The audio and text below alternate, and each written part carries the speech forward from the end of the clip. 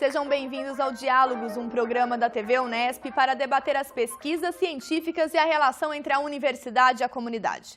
No programa de hoje, nós conversamos sobre envelhecimento e bem-estar. Nosso convidado é o professor Paulo José Fortes Vilas Boas, do Departamento de Clínica Médica da Unesp em Botucatu. Professor Paulo, é um prazer recebê-lo aqui no Diálogos. É um prazer estar aqui com vocês também. Professor Paulo, como nós podemos caracterizar o envelhecimento da população brasileira? Então, o termo envelhecimento, hoje em dia, é muito utilizado o dado cronológico, que seriam as pessoas no Brasil com mais de 60 anos de idade.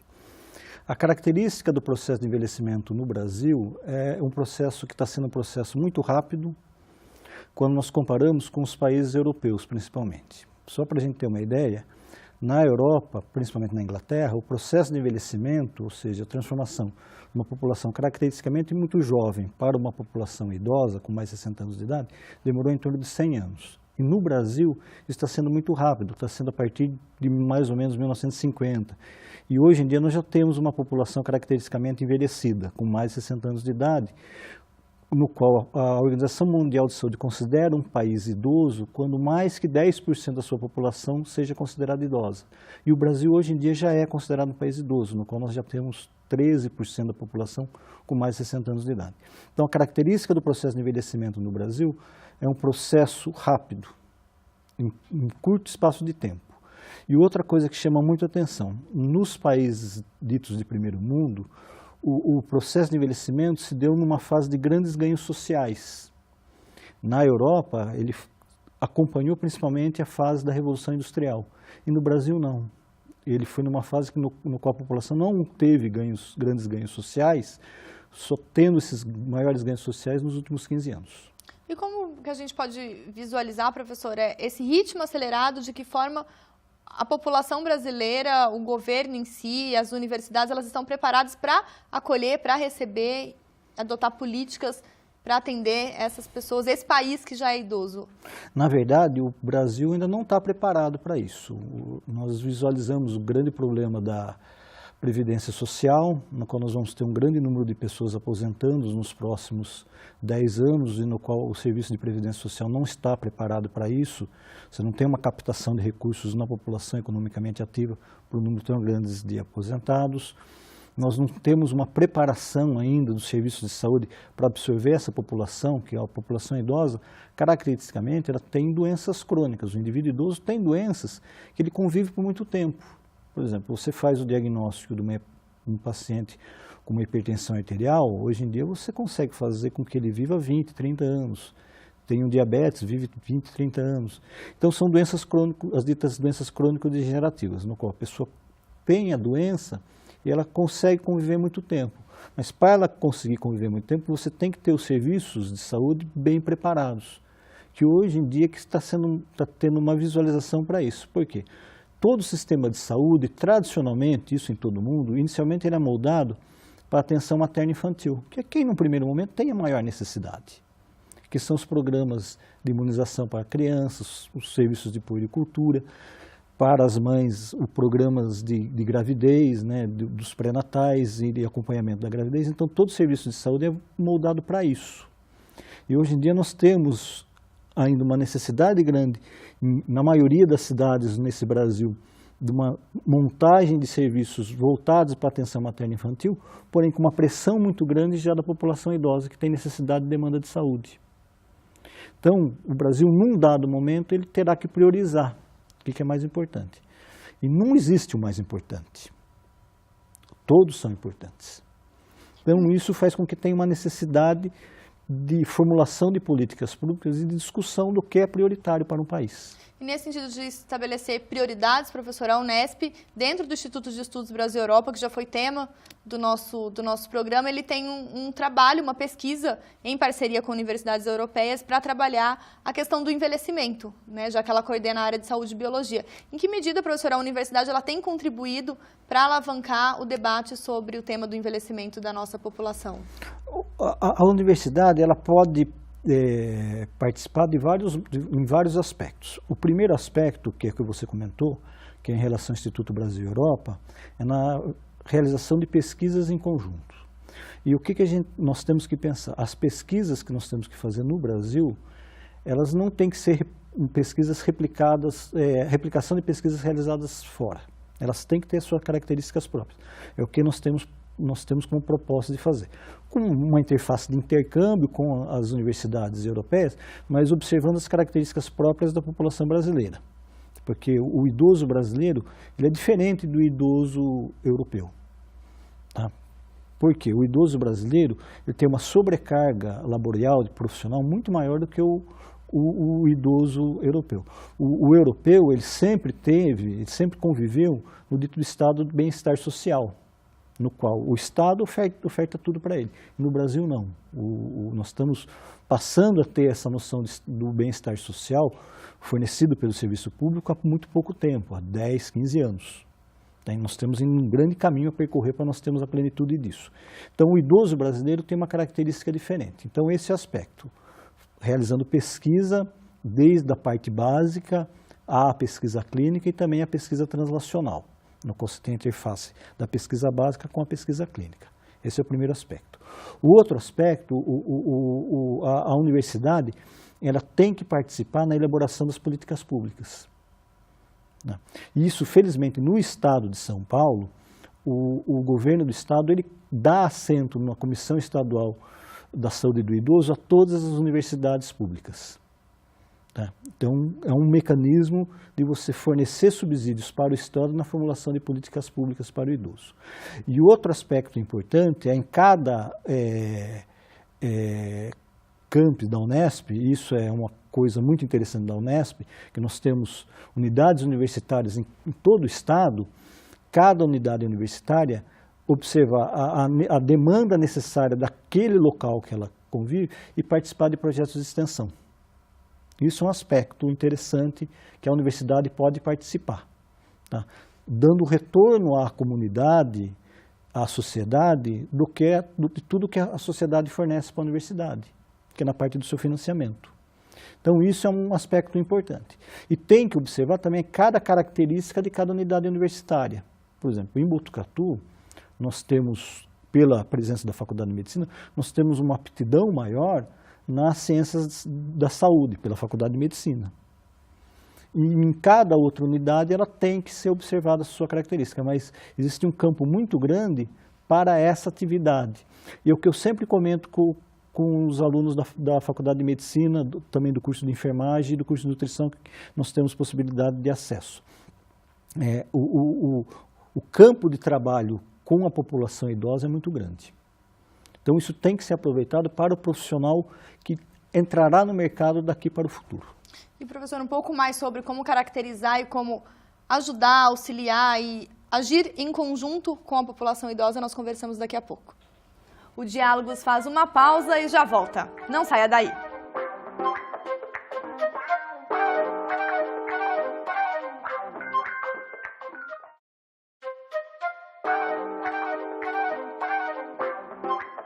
Estamos de volta com o Diálogos e hoje nós recebemos o professor Paulo Vilas Boas, da Faculdade de Medicina da Unesp, em Botucatu.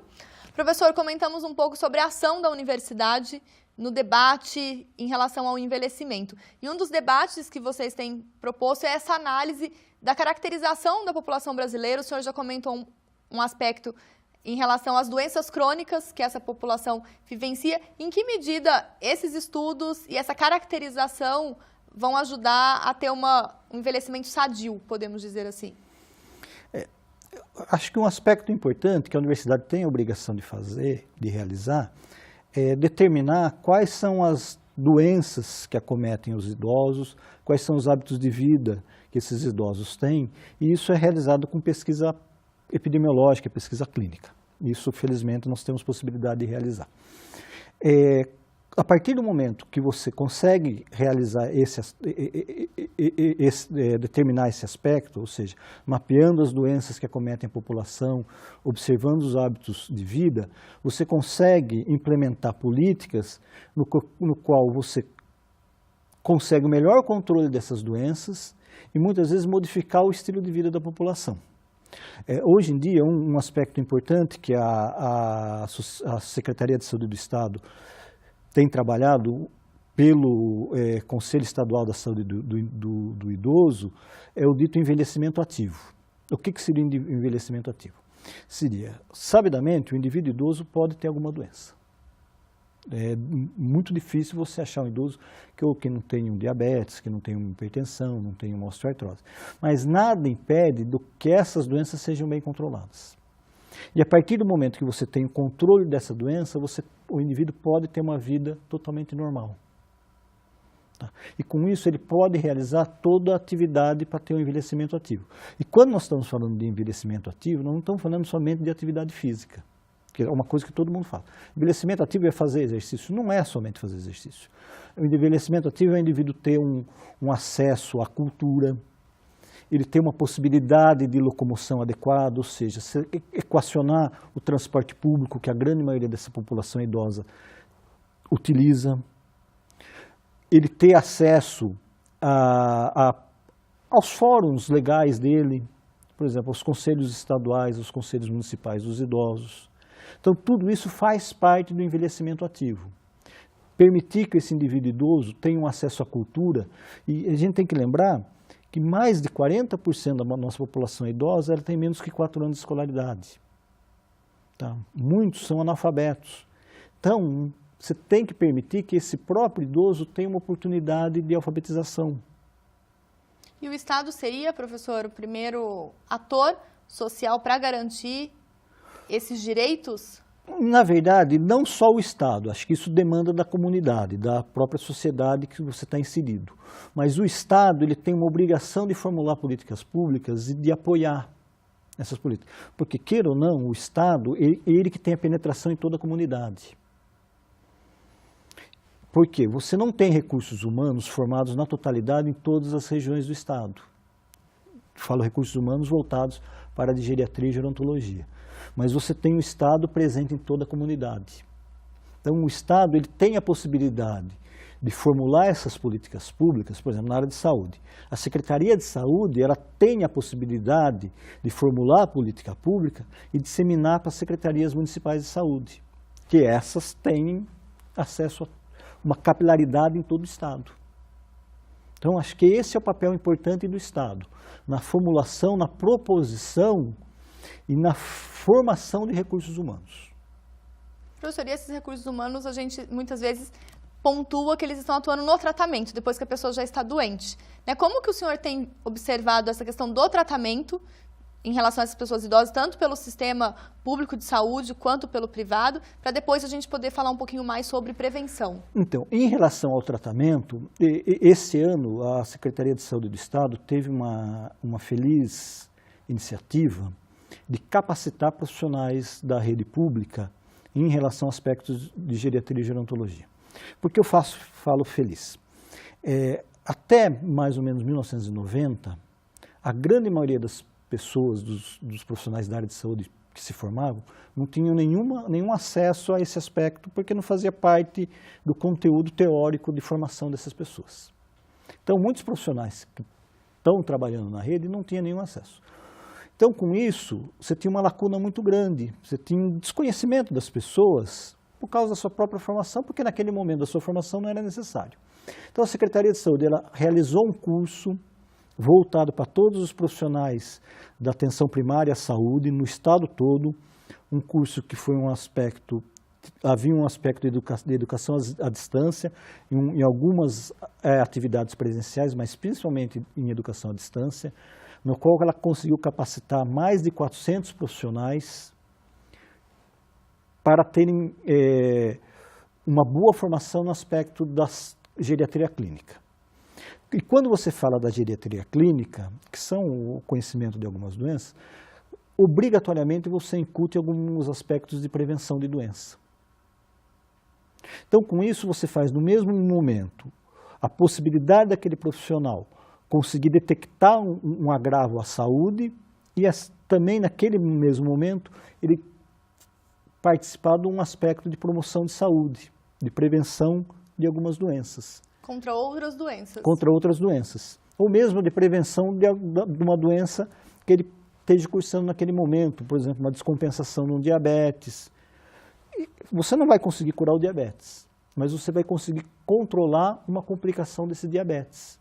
Então, a partir do momento que você capacita aquele profissional na detecção daquele problema, ele consegue atuar corretamente em termos de tratamento específico e num outro aspecto também da prevenção daquela doença. E os profissionais, professor, eles têm buscado esse aprimoramento para atender essa população que só tende a crescer? Tem. Essa iniciativa da Secretaria de Saúde foi até num primeiro momento, foi chamado como um curso piloto para tentar mapear. Houve uma procura tão grande que foi ofertada para toda a comunidade, para todos os profissionais interessados. Então isso conseguiu ter um impacto, e com certeza terá um impacto muito grande na assistência aos indivíduos. E aí, a população idosa. E um pouco mais, professor, como esses indivíduos serão bem atendidos e como eles vão garantir o seu bem-estar, a gente comenta daqui a pouco.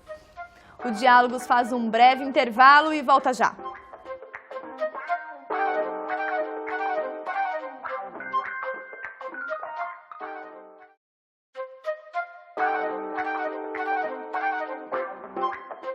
O Diálogos está de volta e o tema do nosso programa hoje é envelhecimento e bem-estar. Nosso convidado é o professor de Medicina da Unesp em Botucatu, Paulo Vilas Boas.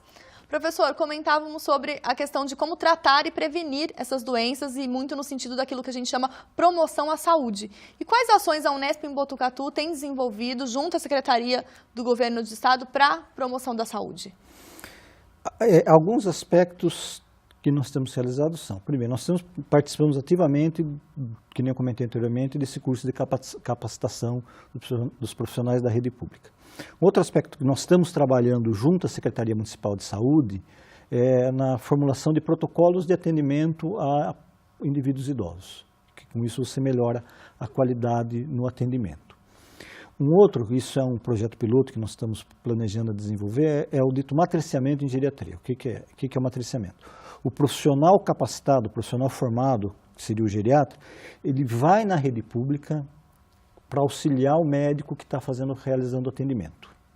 Tá? Isso já existe em alguns modelos de matriciamento, e nós vamos implementar o matriciamento em geriatria, evitando que o indivíduo idoso ele tenha que sair da sua unidade básica de saúde, ir para o hospital universitário, que é muito mais, tem uma demanda muito maior de serviço, é um atendimento mais demorado, então ele está na sua rede, na sua unidade, e o profissional vai lá e auxilia no atendimento em conjunto com o médico que acompanha esse paciente. Esse é outro aspecto.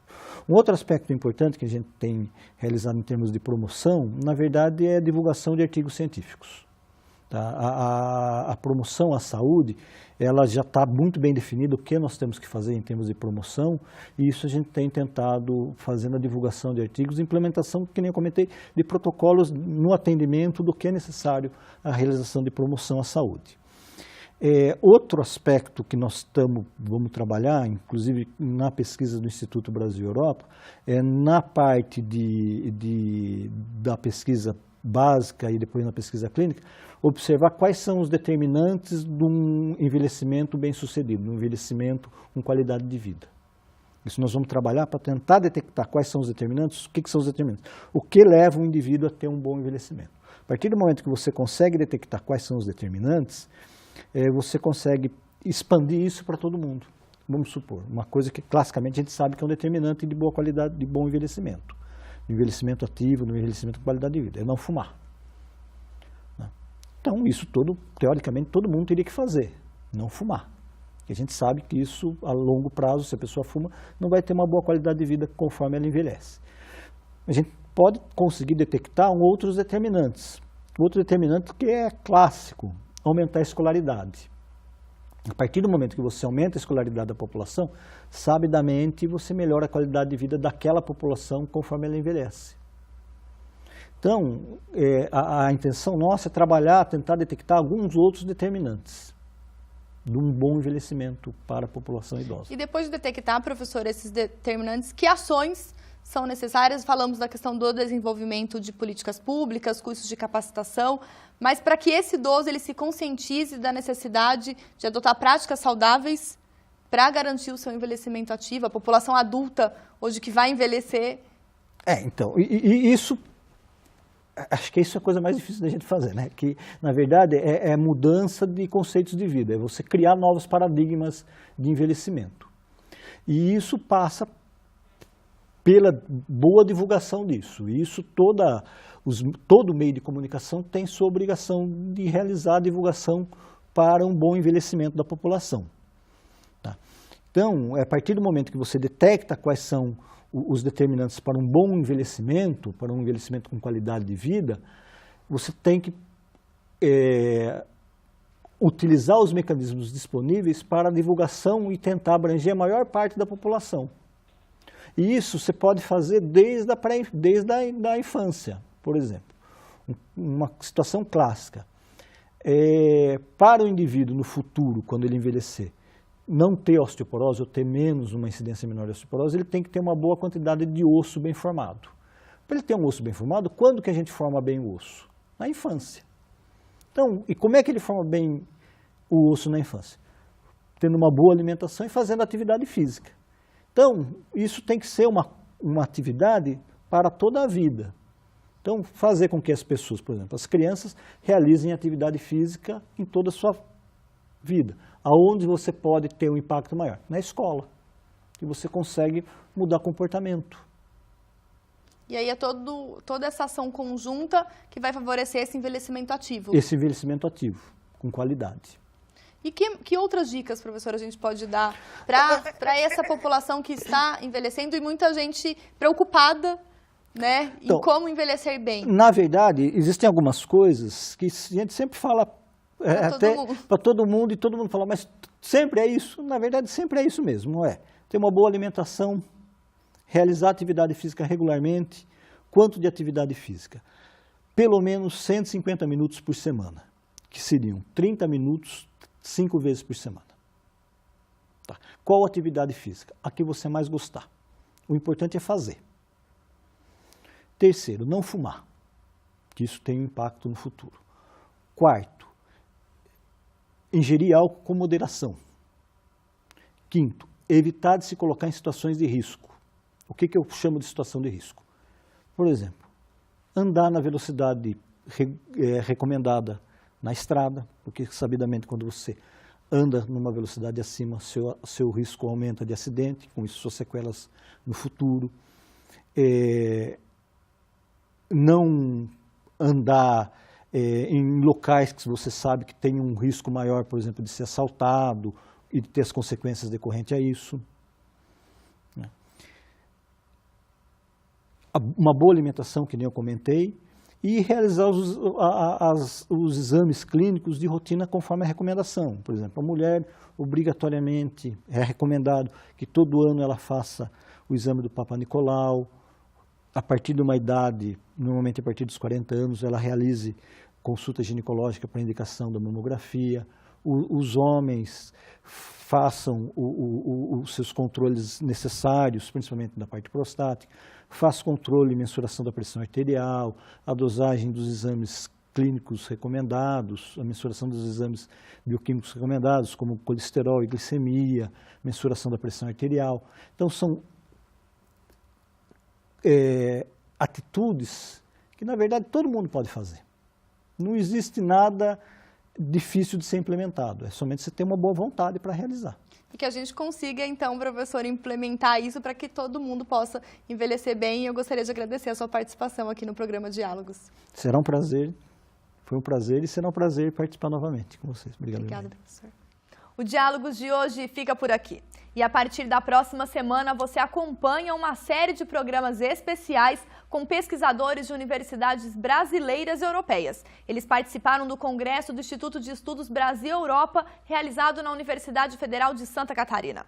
Nossa equipe foi até Florianópolis debater a cooperação entre os países, as inovações tecnológicas, o multiculturalismo e a interdisciplinariedade na educação. Então não perca o programa Diálogos a partir da próxima semana, o especial Instituto de Estudos Brasil-Europa. Todos os nossos programas estão disponíveis em nosso site. Obrigada pela companhia e até mais!